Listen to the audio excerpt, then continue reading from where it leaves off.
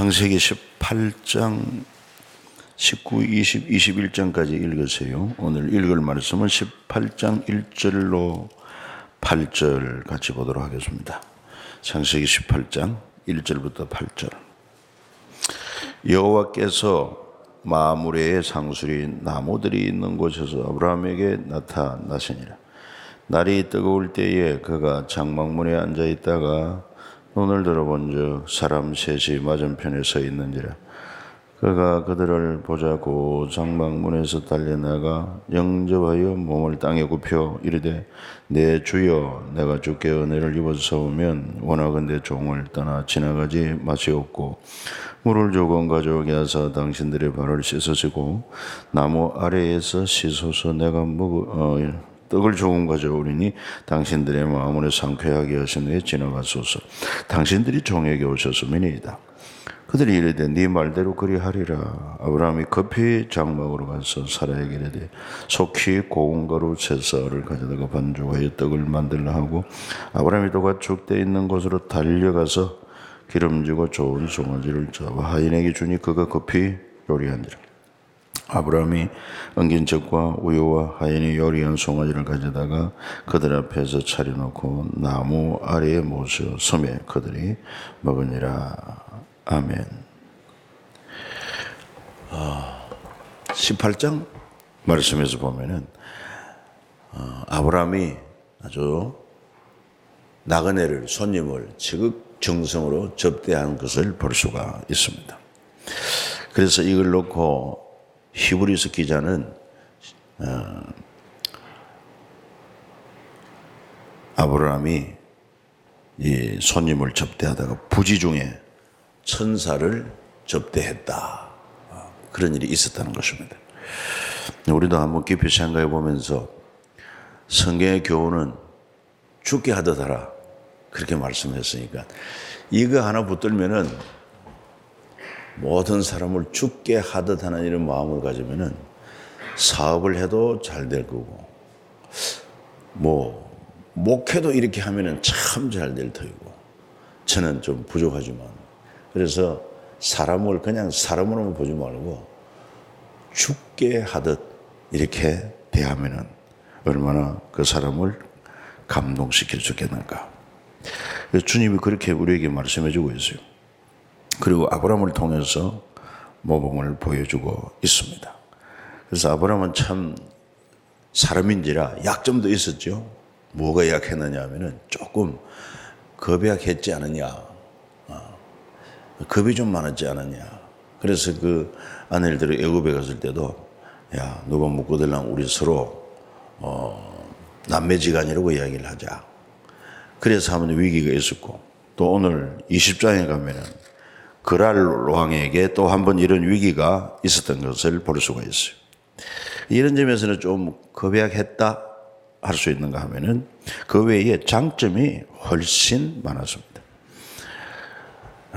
양보도 잘하고, 특히 무엇보다도 참 진리를 탐구하고 참 하나님을 사모하고, 그리고 순종 잘하고, 또 손님 접대 잘하고, 이런 것이 얼마나 탁월한지 몰라요. 그래서 그가 마므레 상수리 나무들이 있는 곳에 그런 거 보니까 이 상수리 나무가 군을 이루고 있는 그런 지역이 마므레인데, 마므레가 어디냐? 지금 헤브론, 이 사진에 보면은 지도가 나오는데 저 모리아 산이 있는 데가 바로 이거 예루살렘 시온산 아닙니까? 거기서 아래로 내려오면은 조금 중간에 이제 베델이 있고 지금 뭡니까? 베들레헴이 있고 좀 더 크게 내려오면은 헤브론이라고 큰 글씨가 보이죠. 그 헤브론 바로 근처가 바로 마므레입니다. 마므레에서 아래로 쭉 내려오면은 부엘세바, 부엘세바 있고 부엘세바에서 서쪽으로 나가면은 거기가 이제 그랄 지역이 있다. 이런 지도를 나름대로 한번 생각을 하면 좋으면 될 것입니다. 그래가지고 그 지역에 살 때 아주 날이 뜨거울 때인데 장막문에 앉아 있다가 사람 셋이 맞은편에 서 있는 것을 보았습니다. 그냥 날도 뜨겁고, 그리고는 나그네니까 본체 할 수도 있을 터인데 그는 보자 곧 장막문에서 마치 용수철이 튀듯이 달려나가서 그들을 영접하고 몸을 땅에 굽힙니다. 얼마나 VIP를 접대하는 그런 모습인지 알 수가 없어요. 그리고는 내가 주께 은혜를 입어서 싸우면 원하는데 종을 떠나 지나가지 마시고 물을 조금 가져오게 하여 당신들의 발을 씻고 나무 아래에 시원하게 쉬십시오. 내가 떡을 조금 가져오르니 마음을 상쾌하게 하신 후에 지나가시길 바랍니다. 당신들이 종에게 오셨음이니이다. 만약에 여러분들이 이런 대접을 받아도 마음이 얼마나 크게 감동이 되겠습니까?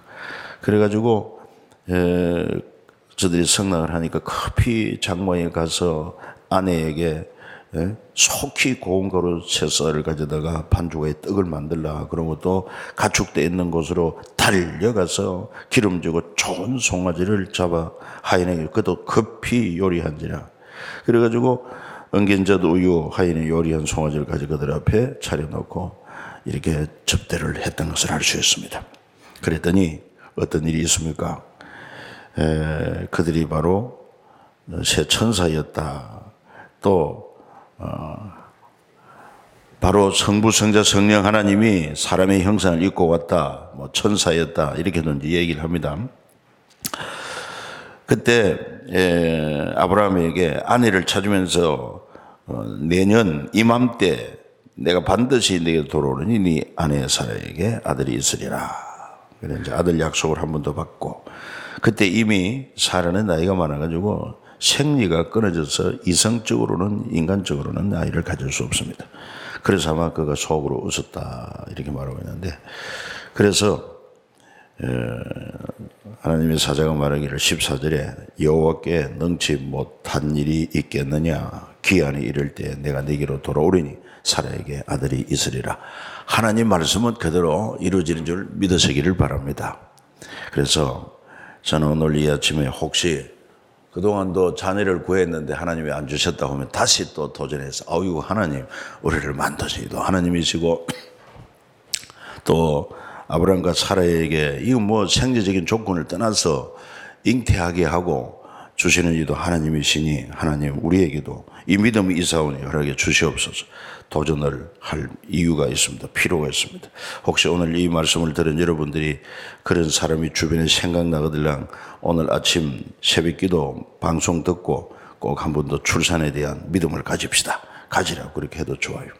그리고 또 한 가지 중요한 일이 뭐냐 하면은 소돔성을 심판하겠다고 하는 예고를 아브라함에게 일러줍니다. 18절에 가서 볼 때 아브라함은 강대한 나라가 되고 천한 만민은 그로 말미암아 복을 받게 될 것이 아니냐. 내가 그러고 자식과 건속에게 명하여 여호와의 도를 지켜 의의 공도를 행하게 하려고 그를 택하였느니 이는 나 여호와가 아브라함에게 대하여 말한 일을 이루려 함이니라. 하나님께서 아브라함을 택하여 부르신 이유가 여러 가지입니다. 무엇보다도 그에게 가나안 땅을 주겠다, 후손을 주겠다, 이것도 중요한데 바로 이 아브라함의 후손을 통해서 당신의 백성을 삼아서 의와 공도를 행하게 함으로 하나님의 나라를 위하여 제사장 나라로 삼으시기 위함이 있다는 것을 알 수 있습니다. 그러면서 소돔 고모라에 대한 죄악을 지적하고 그 부르짖음이 크고 죄악이 심히 무거워서 우리가 그것을 알려 하노라. 그러면서 사람들이 떠나 소돔으로 가고 아브라함은 여호와 앞에 그대로 섰더라 그랬습니다. 그래서 셋이 와가지고 둘은 떠나가고 한 사람이 남았는데 그분이 바로 사람의 형상으로 한 우리 하나님이었다는 것을 알 수 있습니다. 그때 아브라함이 이제 주께 요청을 합니다. 의인을 악인과 함께 멸할 수 있습니까? 그 자기 조카 롯이 소돔성에 있는 것을 알았기 때문에 그래서 그 성중에 만약 의인 50이 있으면 어떻게 하겠습니까? 그러면 내가 용서하리라. 그럼 45명이 있으면 어떻게? 그래도 용서하리라. 40명이 있으면 어떻게 하겠습니까? 그래도 용서하리라. 그러니 자꾸 물으니까 하나님 앞에 송구하지 않겠습니까? 이 티끌 같은 죄와 같은 자라도 못 묻겠습니다. 이런 식으로 하면서 결과적으로 10명이 있으면 어떻게 하겠습니까? 마지막으로 제가 제안을 합니다. 10명 있어도 멸하지 않겠다. 그래서 소돔성이 의인 10명이 없어서 불심판을 당하고 말았다 하는 것입니다. 우리가 이것을 미뤄보게 될 때 정말 하나님은 의인을 귀하게 여기신다. 그런 자를 하나님이 찾으신다. 기뻐하신다. 그러면은 우리가 어떻게 되겠습니까? 이 세대를 본받지 말고 우리가 하나님이 선하시고 기뻐하시고 온전한 뜻이 무엇인지 분별해서 하나님의 의를 이루는 의의 삶을 살아야 하지 않겠냐 하는 것입니다. 너무 세상을 탓하지 말고 그저 내 한 사람이라도 의인으로서 바르게 살 때 하나님은 나로 말미암아 이 시대 사람을 살려주신다 하는 것도 우리가 배울 수가 있습니다. 19장에 가서 보면은 드디어 이제 그 천사 두 사람이 먼저 소돔에 이르지 않습니까? 그때 롯이 소돔 성문에 앉아있다. 그들을 보고 일어나 영접하고 땅에 엎드려 절하면서 종의 집으로 오셔서 발 씻고 주무시고 아침에 일찍 일어나 가소서. 역시 나그네를 잘 대접하는 것을 볼 수가 있습니다. 그러니까 롯이 아브라함에 비하면 턱없이 부족한 그런 인품이지만은 그래도 아브라함을 통해서 배운 바도 있고 또 이렇게 나그네를 잘 접대해 등선할 수 있습니다. 그래가지고는 이제 그들이 잘 식사를 먹고 4절에 보면은 눕기 전에 그 성 사람 곧 소돔 백성들 노소를 막는 원건에서 따위에 그 집을 에워쌌습니다. 그러면서 롯에게 요청합니다. 오늘 밤에 네 집에 온 사람들을 이끌어내라. 우리가 그들을 상관하겠다. 이렇게 말합니다. 그러니까 소돔성에 있는 늙은이나 젊은이나 할 것 없이 남자들이 다 몰려서 끌어내라. 우리 그들을 상관하겠다. 여기 상관이라고 하는 말은 관계하다, 알다 이런 말인데 그 중에 하나는 바로 성관계를 말하기도 합니다. 지금 이제 이 소돔성의 사람이 찾아온 것은 그와 더불어서 우리가 동성애 행위를 하겠다는 거 말이죠. 그러니까 롯이 간청합니다. 형제들아 일어나 흘려가지 말자. 내게 남자 가까이 하지 않은 두 딸이 있다. 그들을 내가 너희에게 끌어내겠다. 그리고 이 내 집에 손님 오는 사람들은 해하지 말아라. 야, 이 손님을 접대해도 너무했죠. 어떻게 그런 무지막지한 자들에게 시집도 가지 않은 두 딸을 내줄 수가 있습니까? 그랬더니만 그 소돔 사람들이 얼마나 악한지 여자로서는 만족하지 않습니다. 남자가 여자를 사랑하는 마음이 있어야 되는, 여자는 그들도 보지도 않고 오직 남자를 이끌어내라. 그들을 우리가 상관하겠다. 여러분, 어떻게 이런 일이 있을 수가 있느냐 이 말이에요. 이건 지금 현재 말이 안 되는 것입니다. 손님이 찾아왔는데 그 사람을 이끌어내서 우리가 우리 동성 행위를 하겠다. 그 다음에 딸을 제한하니까 딸은 싫다. 딸을 제한하는 것도 이해가 안 가고, 그 다음에 이렇게 손님을 끌어내서 성행위를 하겠다고 하는 그 소돔 사람은 도무지 상식적으로 이해가 안 갑니다. 정상적인 사고로서는 이해가 안 되죠. 이게 바로 죄악인 것입니다.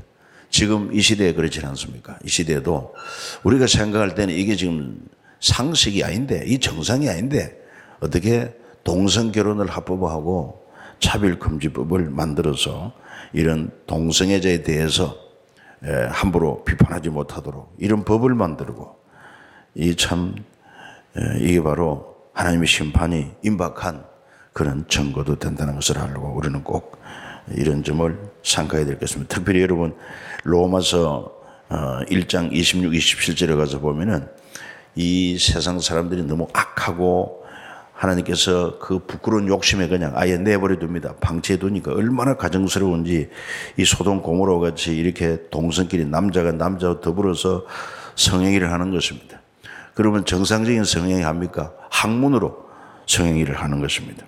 그러니 이거 생각을 해봐도 끔찍하고 참 더럽고 함에도 불구하고 사람이 미쳐버리면 그게 나쁜 줄 몰라요. 그게 더러운 줄도 몰라요. 이게 바로 죄가 우리 양심을 마비시키기 때문이고 사탄이 미혹하기 때문이 아니겠나 하는 것입니다. 더욱더 이 시대가 그런 시대인 줄 알고 우리 자녀를 위해서도 기도를 많이 해야 될 것입니다. 그래서 이제 그 천사들이 아주 하나님의 그런 권능으로 그들 눈을 어둡게 만들고, 그 다음에 롯에게 말하기를 12절에 보십시오. 거기 보면은 이 외에 네게 속한 자가 있느냐. 그러니까 아내 두 딸 외에 네게 속한 자가 있느냐. 가까운 자가 있느냐? 그들을 성 밖으로 이끌어내라. 그랬더니만 두 딸과 정혼한 사이가 있다고 그랬지 않습니까? 그 롯이 그 밤중에 사이에게 찾아가서 말합니다. 여호와께서 이 성을 멸하실 터이니 너희는 일어나 이곳에 떠나라. 그러나 그 사이들은 농담으로 여겼더라고 그랬습니다.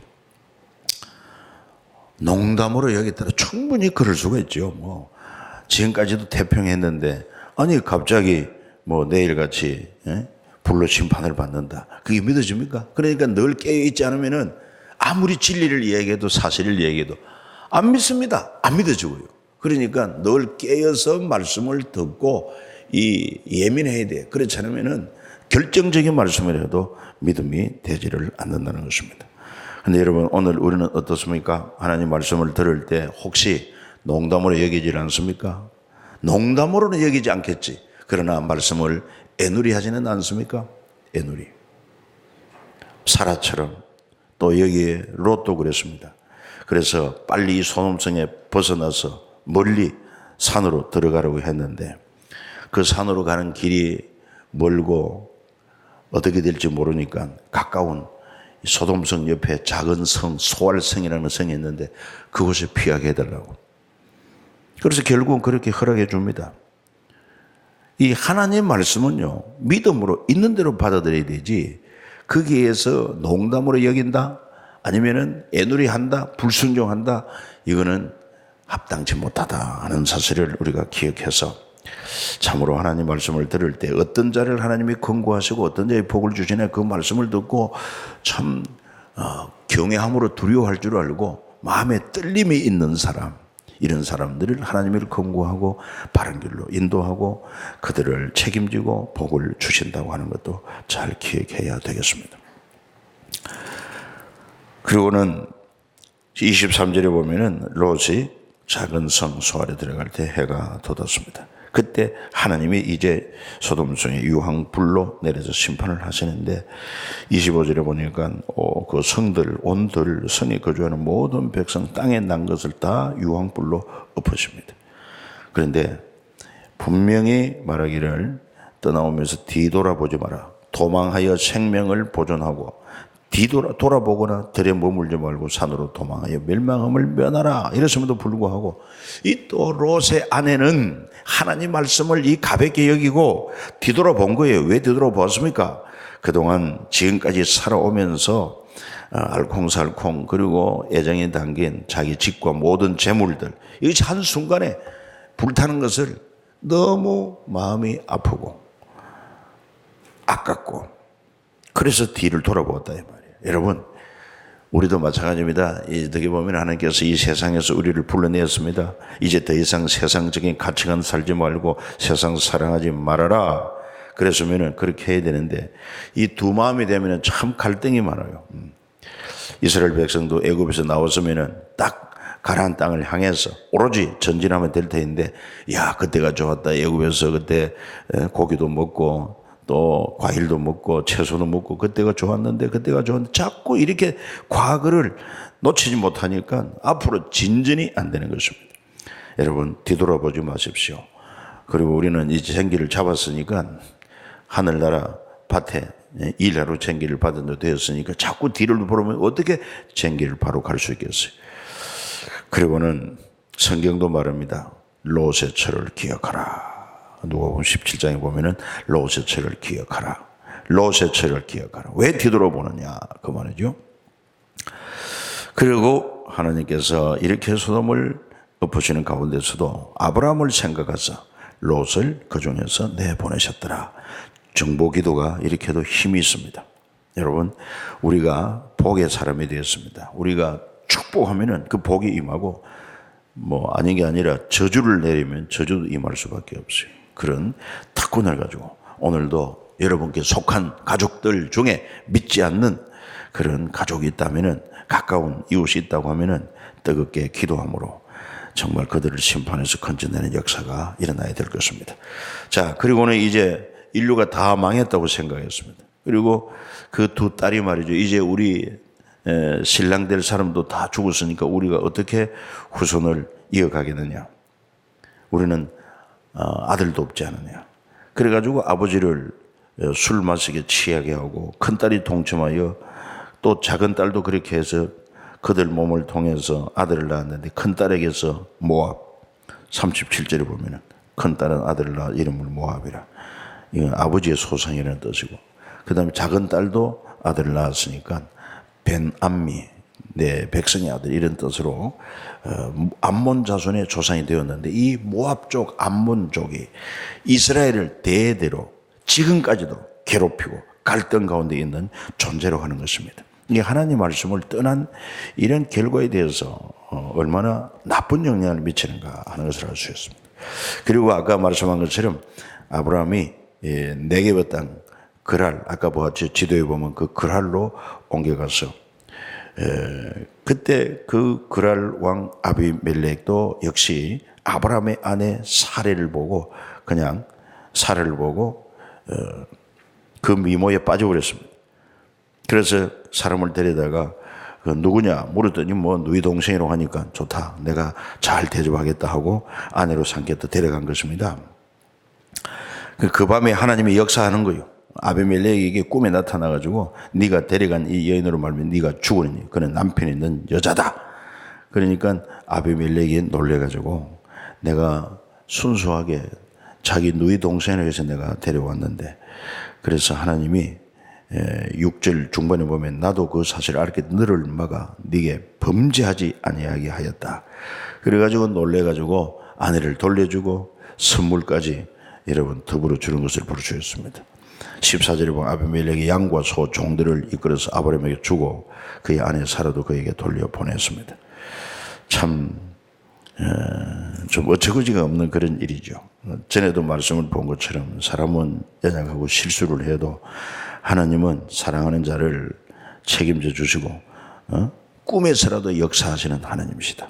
여러분 우리도 이런 믿음을 가지고 정말 그 사람의 마음을 움직여주기 원할 때 하나님 그랄 왕 아비멜렉에게 꿈에 나타나셔서 말씀해 주셨는데 믿지 않는 우리 형제 우리 가족들 중에 하나님이 꿈에라도 나타나셔서 말씀하시고 예수 믿게 해달라는 이런 기도는 우리가 드려야 될 것입니다. 그리고는 이제 21장 마지막에 가서 보면은 드디어 하나님이 약속하신 때가 왔습니다.